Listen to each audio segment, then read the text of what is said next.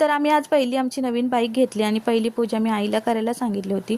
तर बोलतात ना, थेंबे थेंबे तळे साचे, तसाच आमचा संसार चाललाय। लग्नानंतर ना आमच्याकडे फक्त एक रेंटचं खाली घर होतं, त्याच्यामध्ये 5 ताटं, 5 वाट्या आणि 5 लिटरचं सिलेंडर घेऊन मी माझ्या संसाराला सुरुवात केली होती। लग्नाला 6 महिने झाले आणि लॉकडाऊन लागलं, त्यामध्ये आमचे दोघांचेही जॉब गेले। न हार मानता आमचा संसार सुरळीत आम्ही चालू ठेवला। नंतर मग मिस्टरांना एका चांगल्या जॉबची ऑफर झाली, पण तिथे बाईकची गरज होती।